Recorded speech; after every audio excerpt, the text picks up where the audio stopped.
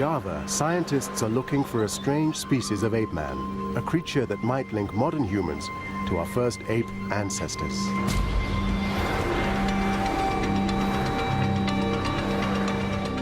From Asia to Africa, a few fragments of fossils are all that remain of perhaps the strangest episode in our evolutionary journey.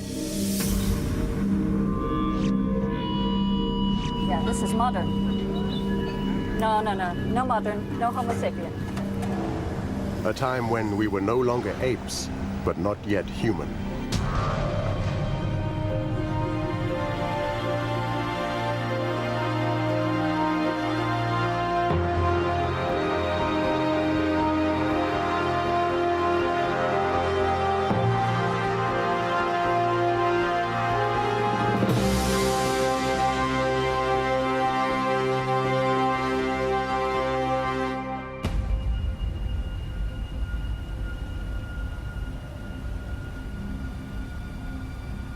The greatest discoveries are sometimes a matter of pure chance. I was flying up to Ethiopia from Kenya, and we diverted slightly to the east of normal track, and we were flying up the eastern side of the lake, and I was looking out of the window.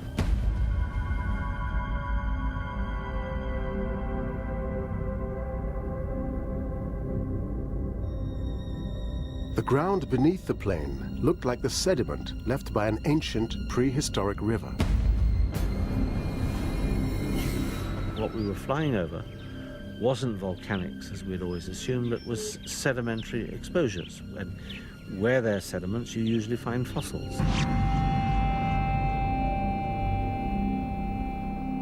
For millions of years, rivers have washed into Lake Turkana, a massive inland water on the remote Kenyan borderlands. 200 miles long and 40 across. Until Richard Leakey's diverted flight, no one had thought to look for fossils here.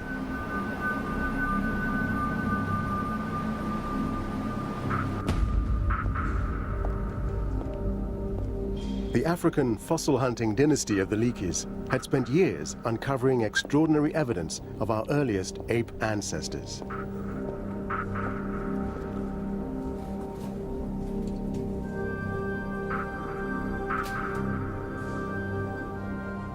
Fossils like this almost 3-million-year-old Australopithecine record the earliest days of our evolutionary story. But these ape-like animals were a long way from being human. To understand how apes could become us, scientists needed fossil evidence of creatures which had developed more human features. But so far, only a handful of fossils had ever been discovered.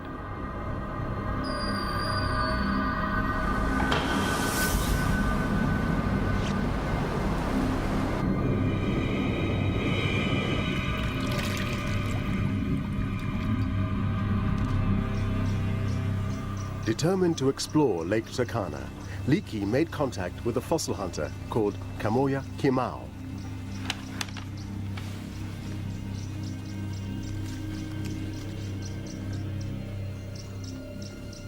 Kamoya had trained with Richard Leakey's father, Lewis.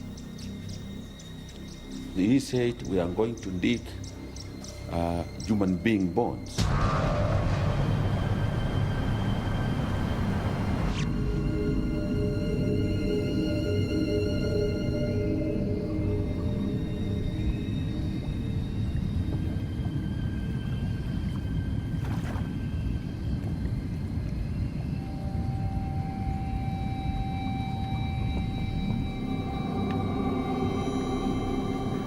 All over the world, scientists have searched for something which might connect our earliest ape ancestors to us, a creature they called the missing link. Since 1859, when Darwin first published Origin of Species, people became increasingly captivated by the idea of the missing link, the transitional form that would link apes to humans. And since that time, scientists around the world have looked for evidence of the missing link and for remnants of the missing link. One scientist, Eugene Dubois, traveled deep into Java, convinced he could find evidence.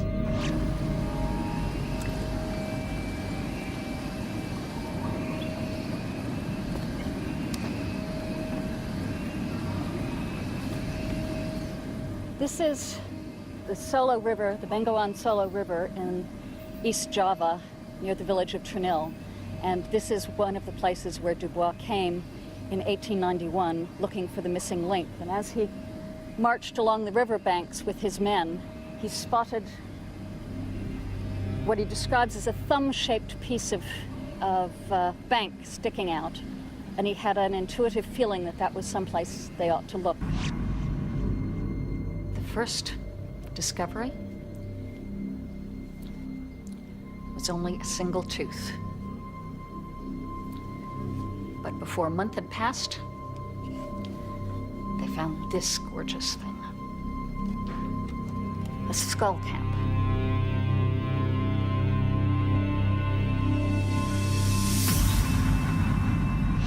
The skull of a creature that scientists could tell was pre-human.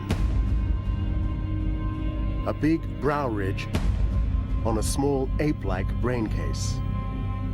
The next year, they kept working at Trinil and turned up this, a virtually complete femur. But unlike the ape-like skull, the leg bone was clearly human.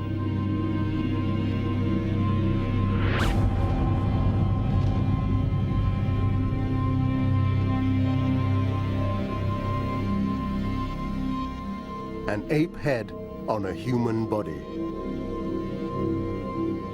Dubois thought he had found the missing link, but no scientists believed him. Human ancestors must have had human brains. The thing that we value so much, that we felt set us apart from the animals more than anything else, was our brains. Thus, when Dubois found an ape man that was ape-like in the brain and modern in the legs, he was finding something directly contrary to everyone's expectations. Today, we call Dubois' discovery Homo erectus, a species that lived over 1.5 million years ago. But further evidence was difficult to find. What kind of creature this was, and what part it might play in our own evolution, remained a mystery without more fossils. The charming thing about fossils is they always surprise you, they always fool you, they never look like what you think.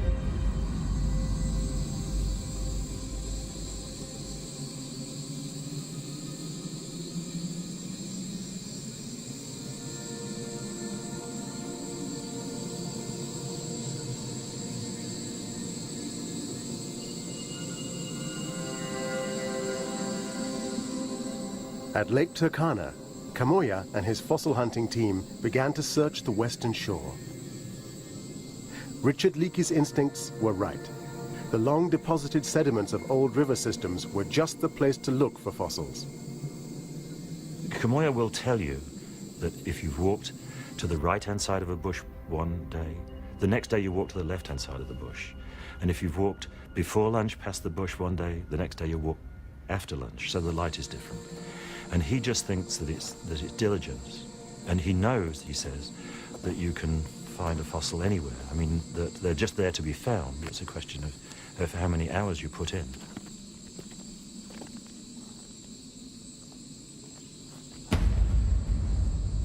But seeing the fossils amongst the rocks is difficult. This is a piece of bone, you can see. Whether the fossils are human or animal. This must be part of mandible from hippo.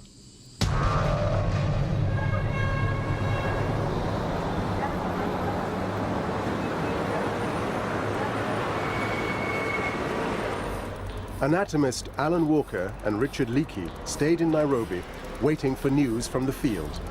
After 4 weeks, they'd heard nothing. We'd had Kamoya and the team in the field for about a month. The intention had been to move southwards down the lake with a series of stops for about a month each. to prospect and see if we could find any major fossils.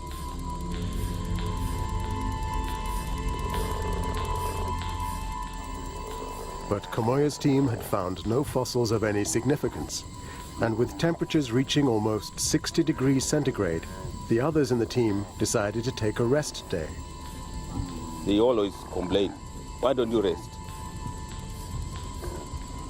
I just find I can walk and see what was happening across the river, because I could see the whitish which was, I knew there must be bones around there.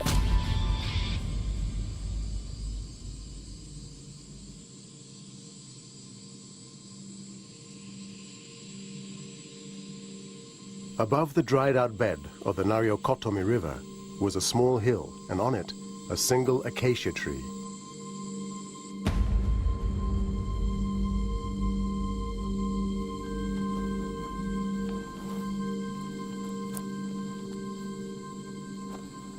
That day I just came here looking for fossils.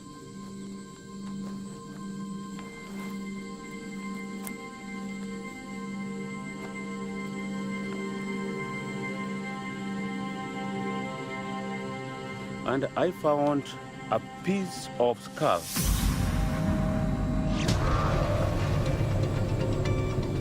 I called Nairobi.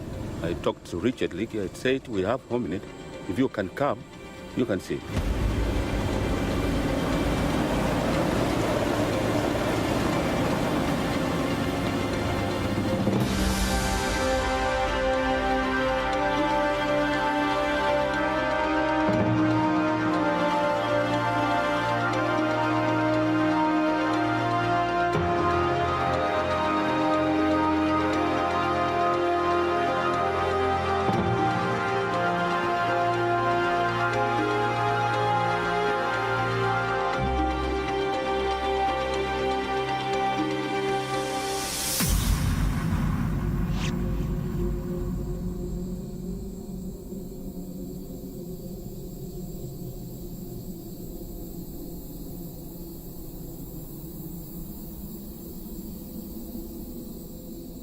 But as soon as Alan Walker arrived from Nairobi, it seemed clear Kamoya's discovery was unlikely to lead to any more fossils. He'd gone to a place that I'd never looked. I mean, there's a scruffy piece of bad slope with old rocks and boulders. No signs of any decent exposure, not the place where you'd find fossils. But because a small piece of hominid had been found, Walker and Leakey were forced to begin a complete excavation of the surrounding area. My initial reaction was one of slight sorrow, because it meant that we could not now move camp. We got to delay the whole thing while we did some sieving. After a day spent sieving, Leakey was convinced there was nothing to find.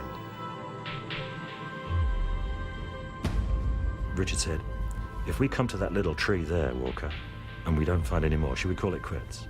And I said, sure. I was working under the tree amongst its roots, pulling out soil with a brush and a dental plate so that we could pass it through the sieve, when I found the first side of the face.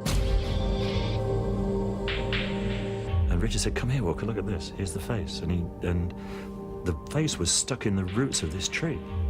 The tree had germinated in the only damp place in the desert, which was an upside-down Homo erectus skull.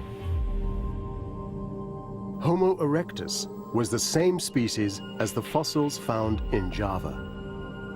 But would this discovery in Africa reveal more about the mysterious half-man, half-ape?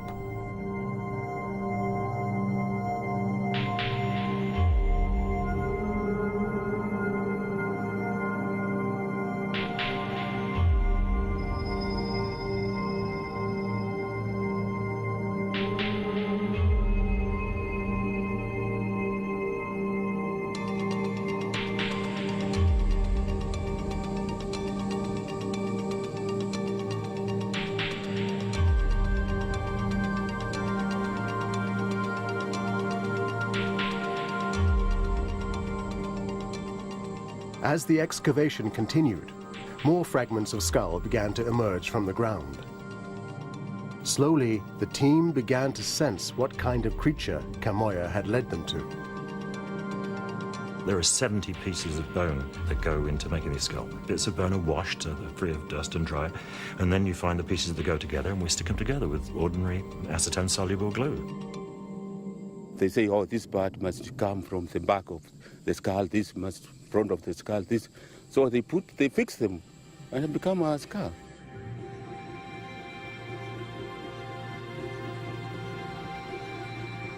The fragments of bone became a face. The face of a young male. A young male that was clearly on the way to being human.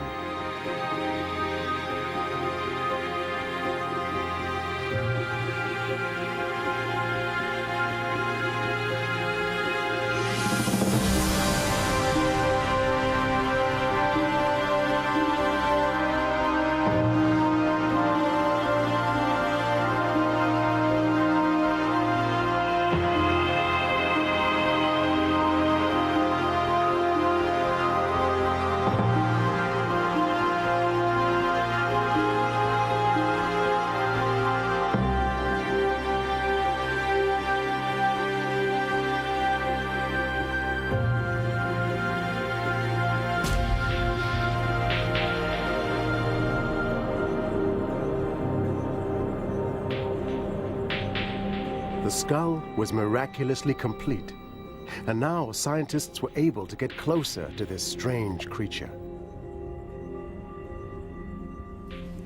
One of the major differences that one can see between a Homo erectus skull and a modern human skull, I mean, you can look at mine as an example, is that he has hardly any frontal lobes here, so he has next to no forehead. From above his eyes, it just goes straight back, whereas in modern humans, we all have this lump of frontal lobe of the brain sticking up here, giving us this more vertical forehead.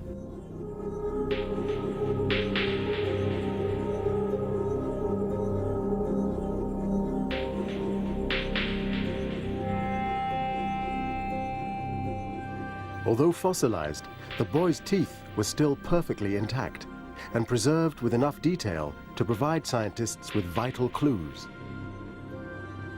And we could see that this tooth, the second molar, had just erupted.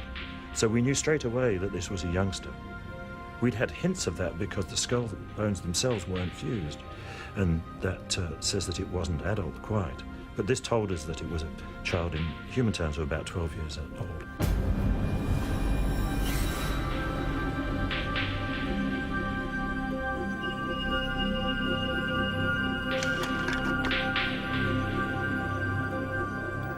But the child's teeth revealed more than just its age. Around the jawbone here, there's a lesion. When he lost his milk teeth, there was a couple of fragments of tooth got left in the jaw, and they became the source of an infection. And this lesion or depression on the jaw is where an abscess formed, and that caused that adult tooth to come through at an angle. The fragments of the milk tooth would first have infected the child's jaw, then poisoned its blood.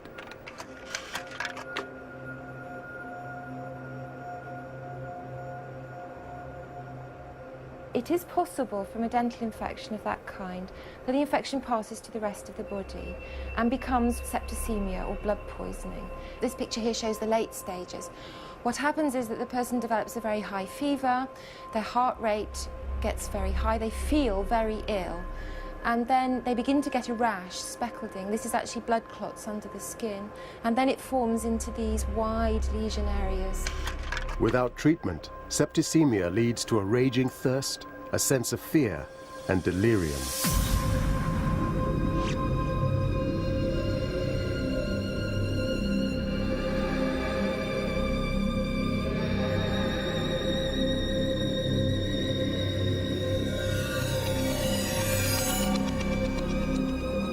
The child's fossilized skull still retained a tiny detail of bone structure that would provide new evidence for the mental capacity of these creatures. While we were sticking this part of the skull together, I was particularly interested to look inside this bone, and I could show you by showing you a separate cast of that part. You see, it's the same piece as that on just above the left eye. And if we look inside here, we can see that this is the impression of the brain. The bone of the skull is curved to fit around a part of the brain called Broca's area. And Broca's area has been known for a long time as one of the motor areas of speech. A large Broca's area like this is only found in human brains, not in the apes. So when I saw a well-developed Broca's cap, is what we call it in our trade, where there's a definite little bump, then I thought, aha, this was a child who could speak. Here, with the evidence for speech, was a child that might communicate as we do, thinking and feeling like us 1.5 million years ago.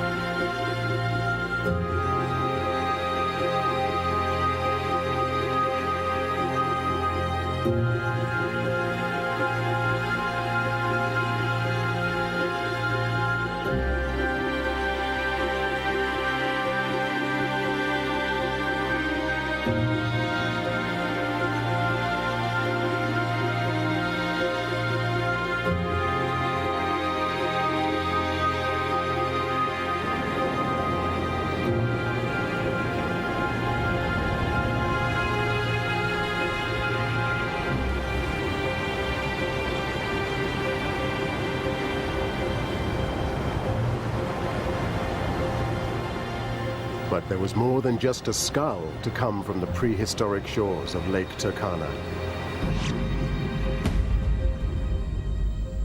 A few days after the discovery of the skull, the team found something puzzling. Long, thin fragments of fossilized bone, curved and flat on two sides. They were human-like ribs. We never find ribs. Ribs in humans, in primates in general, unlike those of say, antelopes or cattle, are very soft and very thin, and they've got lots of marrow in them, and they're all crunched up by hyenas and carnivores and predators. The survival of ribs that were 1.5 million years old was a sign that more bones might lie beneath the surface. If you put ribs and face together, then the chances are there's going to be more. And that was what made us realize that perhaps we'd hit on something almost unique. The team fanned out. They began to probe the Earth over a wide area with fine metal picks in search of the tiniest fragments of fossil.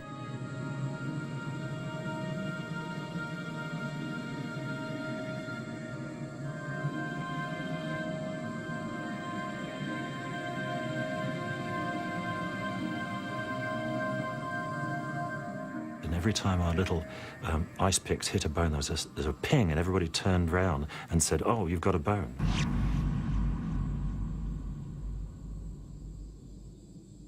Soon everybody was finding bones. It was quite remarkable. There were half a dozen of us, Kamoya, me, Richard, myself, all sitting there, each working on a Homo erectus bone, and seeing one for the first time. They had found the first complete skeleton of a creature 1.5 million years old. A creature existing at the midpoint of human evolution, exactly halfway between us and our first ape ancestors.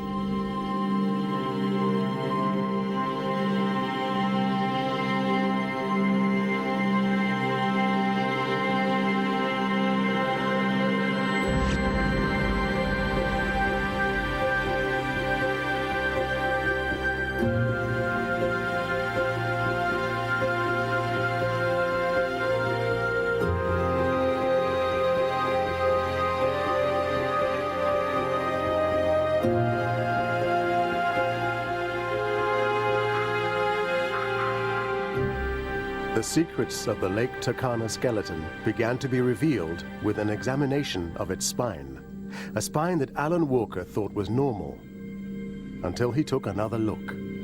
What I didn't notice was that the ends of these vertebrae, the spines are twisted. You can see they're rotated. And also, if we look end on, you can see that that they're asymmetrical, that one gutter for the muscles on one side of these are muscles that hold the neck up, is deeper, and the other side is shallower. So there's an asymmetry in the way the spines are.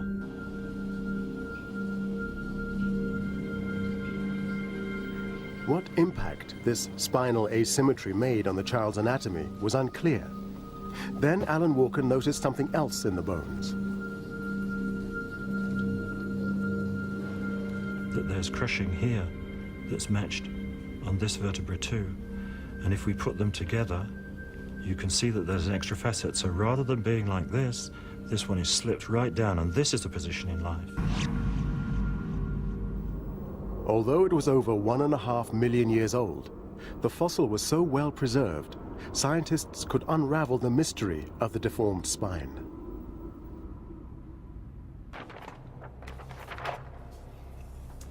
This is an X-ray or radiograph of an individual with a normal spine, and here's the spinal column right here. This radiograph, on the other hand, shows an individual who has scoliosis, or an abnormal curvature to the side of his or her vertebral column or spine. The bones of the boy showed that he was suffering from an acute scoliosis. In the Nereocotomy boy, what seems to have happened with his scoliosis is that it would have been caused by a traumatic incident, an injury, falling out of a tree, being hit by another individual, having an encounter with an animal, perhaps. But it appears that with his scoliosis, it was a trauma-induced event. Whatever the traumatic event, scientists knew only humans suffer from scoliosis. Apes do not. The bones, too, seemed to confirm the child was more human than animal. And then the skeleton revealed something more remarkable. And we found this thigh bone. It's the left thigh bone from the boy's skeleton. We could see that it was a big bone, and we could see that it was still growing because the growth cartilage was still open at both ends. This crack in the middle is a break caused after the specimen was fossilized, but enables us to look at the cross-section of the bone in this region. You take the cross-sections from fossil bones and you can analyze them using engineering beam theory, which basically just tells you how strong the bone is in compression and torsion and bending. The engineering analysis showed that the bones of this 12-year-old child were quite different to those of a modern human. When my colleagues applied those analyses to the Nereocotomy boy's legs and arms, they found that he was extremely strong, and much stronger than you could expect a modern athlete to be. The bones were not only strong, but much bigger than scientists expected. In fact, we've estimated that had this individual lived to maturity, he would have been well over 6 feet tall. And it seems that many modern human populations have been dwarfed, but they're much smaller than the ancestral populations were. That life in the Paleolithic, 1.5 million years ago, when these people lived, was such that they could grow tall and strong, and that big bodies were a successful adaptation. 1.5 million years ago, giant human-like creatures had evolved, larger and stronger than any human alive today.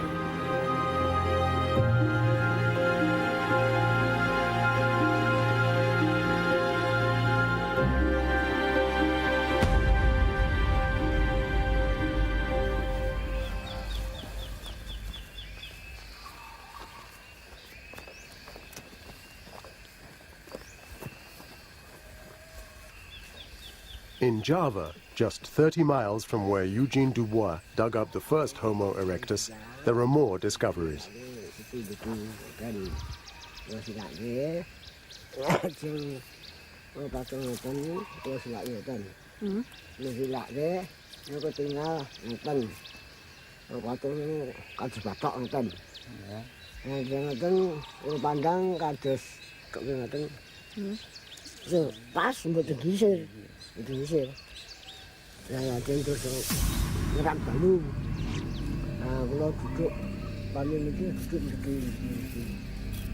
The skull of a Homo erectus, one of many recent finds across Indonesia and Southeast Asia. When you find Homo erectus in Indonesia today, what you're looking at is the local descendants of what originally was an African form, starting at places like Nereocotomy in in eastern Africa and Kenya, and then migrating out across the Old World and spreading out wherever the habitat and the animals would allow them to go.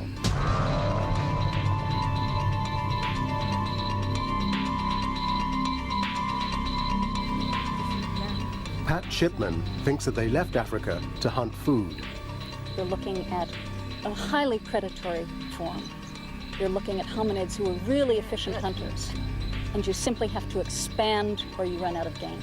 And you follow the herds. It doesn't matter to you if you're hunting an antelope or a deer. Meat on the hoof is meat on the hoof.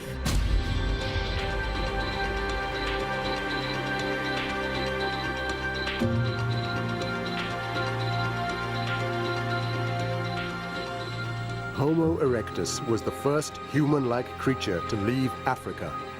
Across the dangerous savanna, dense jungle, and vast mountain ranges, our ancestors journeyed 6,000 miles from their African homeland. Far more advanced than had once been thought, the missing link seemed much closer to us than we had ever imagined.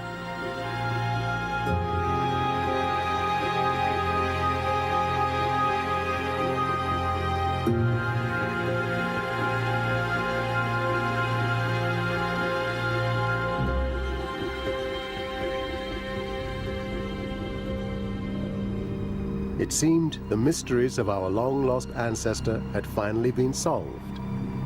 But doubts were beginning to nag Alan Walker. Was there something about the boy he'd overlooked? When you start on an enterprise like analyzing the Nariokotami skeleton, of course, you don't start with a blank slate. You have all sorts of preconceptions and prejudices. And sometimes your preconceptions and prejudices are confirmed, and other times that you have to get rid of them and start over again. Alan Walker began to wonder if the boy was as human as he had first thought. And thinking back to the excavation, he remembered a find he'd made.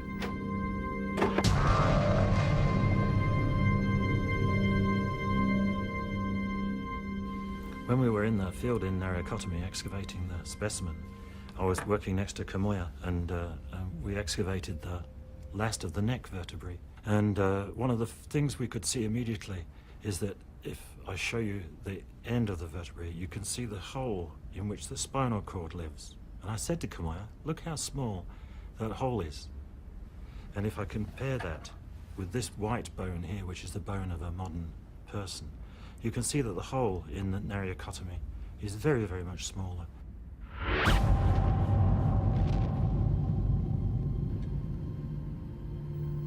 The vertebrae of the spine carry the spinal cord, nerves which lead from the brain.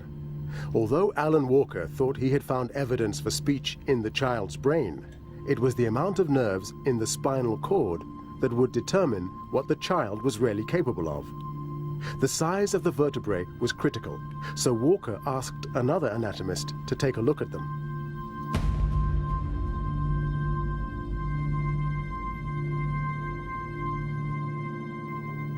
Anne McLarnon is an expert on the function of the vertebrae and the spinal cord in humans and apes. The spinal cord provides the nerves for various things, including the muscles between the ribs and in the front of the abdomen. So it was a matter of looking at other functions of these muscles, and they have two, one of which is to do with coughing and defecation and so on, not something you expect great change in human evolution, and the other is the control of breathing.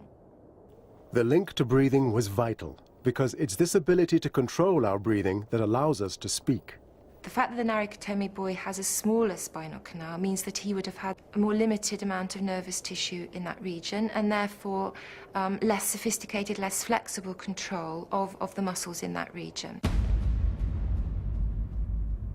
So he should have been able to communicate at least as well as modern chimpanzees and so on, but without taking that further step forward that we can, without being able to produce the kind of speech that we do, which gives us a very sophisticated means of communication.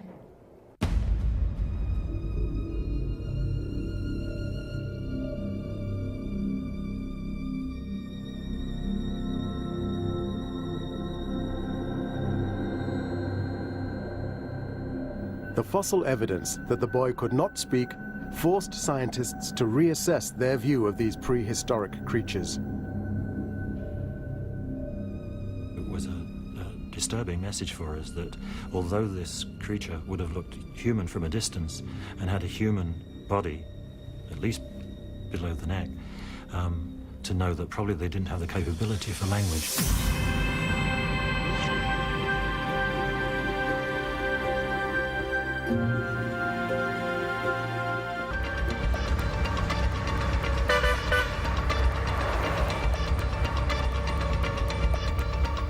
Had the scientists been misled by the human-like appearance of Homo erectus? Was he closer to our ape ancestors than they had first thought?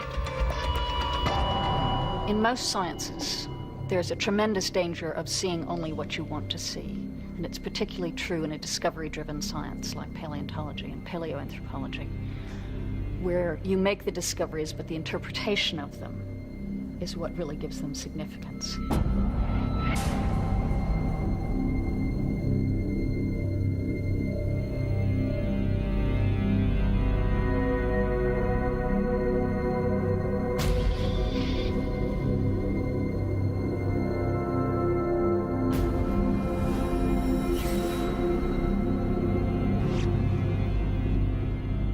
I think Homo erectus spoke. I'm almost sure of that, but can I prove it? Certainly not. It's a reaction from the gut, not the head.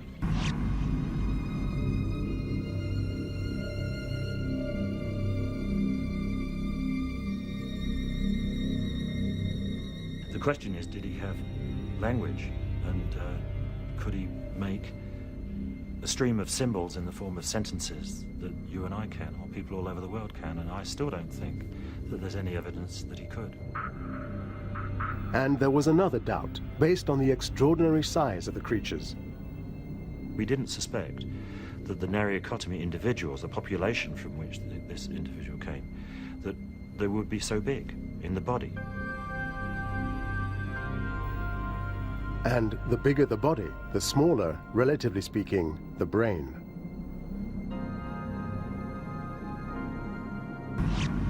We know that mice have small brains and elephants have big brains. The question is, what's the relative brain size? And we, of course, can estimate the size of the body in this individual. We know he would have grown up to be well over 6 feet tall. And we can estimate the brain size, as you can see from the amount of skull we've got. We can estimate the brain size quite accurately. And when we look now with the complete skeleton from Nariacotomi and are able to reconstruct better all the bits and pieces of other Homo erectus individuals, we can see that they were all big. So big that relatively their brain was tiny. A chilling new glimpse of Homo erectus was emerging, bigger and stronger than any living human, but a long way from becoming us. They're like an adult human walking around with the brain of a 1-year-old baby.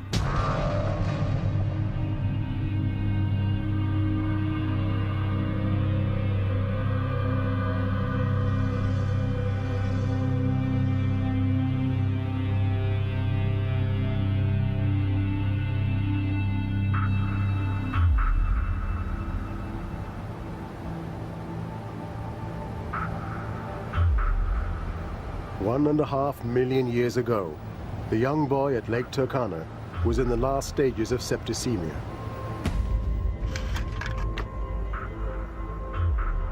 It's a bacterial infection throughout the entire blood system, and that's an extremely serious infection. So he may have developed a very high fever, felt very confused, very agitated, lethargic, really extremely unwell, eventually passed out and had a really quite horrible death.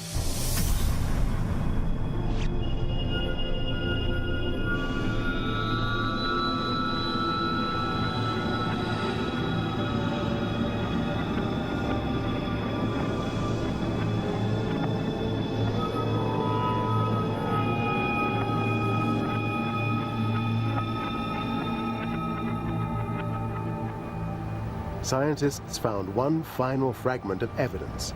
Remarkably, it revealed the boy's last moments on the shores of the lake. Since the lower teeth and upper teeth were together in one spot, we could reconstruct how this dead child was lying.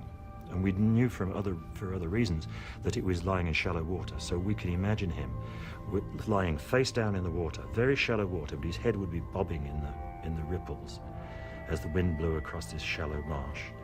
And as his flesh rotted, the straight-rooted teeth, the incisors and the canines, slipped out into that one spot and were found there together. And then gradually, as his skeleton, as the flesh fell off him and the catfish sucked at him, his bones would be spread and kicked about by hippopotamuses. And the skeleton moved nearer and nearer the shore, being stamped on and broken up, the skull at one end of this long line of bones, and the jaw at the other end, and leaving the set of front teeth in this one little patch that we later excavated and found was a hippopotamus's footprint.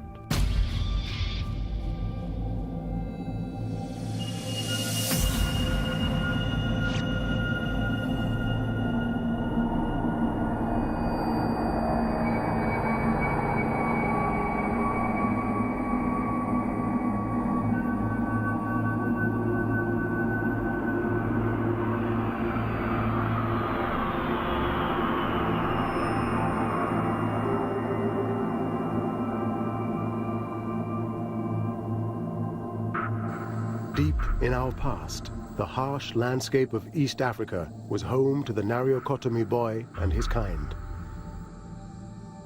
When the Earth finally revealed its secret, it gave us a very different view of how we'd evolved. 1.5 million years ago, almost all the characteristics of a modern human were already in place, except one. The thing that defines us as different from the animals, our brain.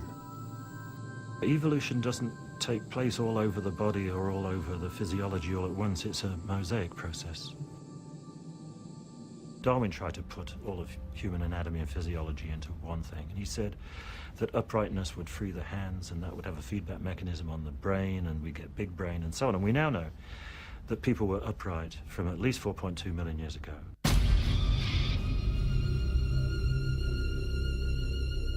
So half of human history, we were upright, but it didn't affect our brains. We could have a human-looking body with the same sort of physiology and gait, but without the braininess or without the language capabilities.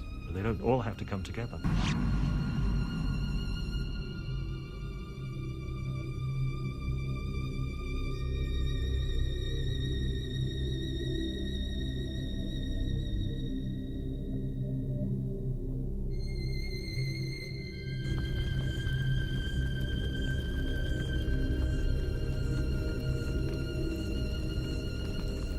The child found by Kamoya Kimau was, for all his human appearance, still an animal. Back 1.5 million years ago, from a distance you'd recognize them as a person, and when you got close, you might feel that when you got close, even though you might not know their language, that you'd see something human in their face and you'd be able to communicate. But it was probably much more like the feeling that you get when you come around a bush and you see a lion and you see those big yellow eyes staring at you, and you know there's nothing there communicating with you.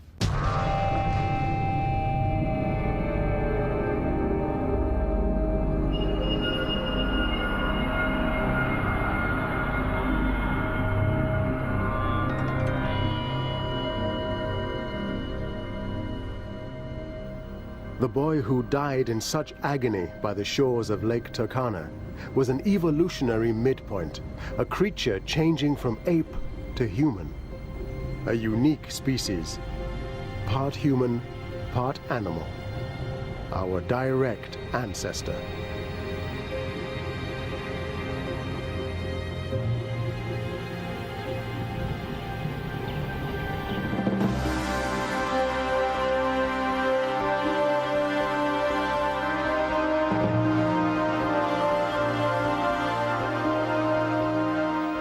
In the next program, we discover creatures that could love, a species that lived and hunted on the plains of Europe 500,000 years ago.